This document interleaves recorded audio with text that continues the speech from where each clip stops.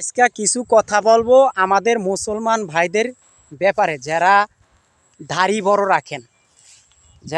বড় রাখেন তাদের ব্যাপারে কথা বলবো।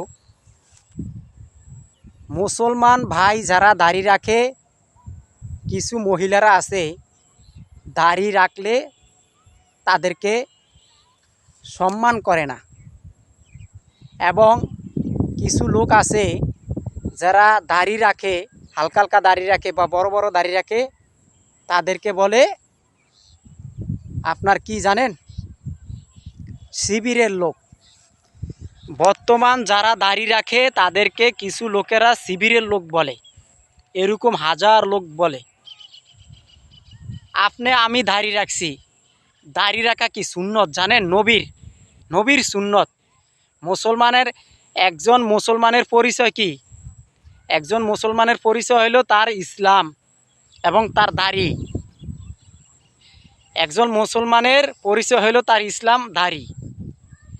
এই দাড়িকে যারা অপমান করে, অসম্মানী করে, দাড়ি নিয়ে, আল্লাহর নবী কোনো দিন যারা অপমান করে, যারা দাড়ি রাখছে, আল্লাহর নবী তাদের জন্য কোনো জান্নাতে যাওয়ার সুপারিশ করবে না। আমি দেখছি সোশ্যাল মিডিয়াতে বর্তমানে যারা যারা দাড়ি রাখে এদেরকে বলে শিবিরের লোক। যারা বর্তমানে দাড়ি রাখে তাদেরকে বলে শিবিরের লোক। আরে ভাই, একজন মুসলমানের পরিচয় হলো তার ইসলাম এবং তার দাড়ি। একজন মুসলমানের পরিচয় হলো ইসলাম আর দাড়ি, এই দুইটা জিনিস। তো ভাই, আমাদের মুসলমানরা এখন করে কি জানেন? যারা দাড়ি রাখে তাদেরকে তো বঞ্চিত করে সমাজ থেকে, এবং যারা দাড়ি রাখে তাদেরকে দেখতে পারে না মেয়ে মানুষ। 100-র ভিতরে 95 মেয়ে মানুষেরা, পুরুষ মানুষ যদি দাড়ি রাখে তাদেরকে দেখতে পারে না, কয় দাড়িওয়ালা লোক ভালো না, দাড়িওয়ালা লোকদেরকে চুমা দিতে পারে না, হ্যাঁ, ঠোঁটে ঠোঁট মিলাইতে পারে না, দাড়ি বাজে। বুঝেন নাই? তারা চায় স্মার্ট ছেলে। বর্তমান যুগে স্মার্ট ছেলে চায় মেয়েরা দাড়িওয়ালা লোক পুরুষদেরকে ভালোবাসে না, দেখতে পারে না।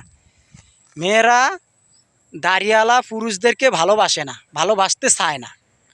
বুঝছেন ভাই? তা আসলে আমি কথাগুলো বাস্তব কথা বলি।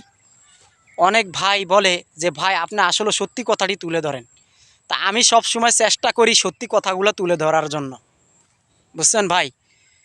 তাই আমি মা বোনদেরকে বলি, আমরা পুরুষ মানুষ যদি আপনাদেরকে না ভালোবাসতাম তাহলে আমরা পুরুষ মানুষ জন্ম হইতাম না। দুইটাই লাগে, পুরুষ মানুষও লাগে, মেয়ে মানুষও লাগে। তো মেয়ে মানুষ পুরুষের দাড়িকে পছন্দ করে না।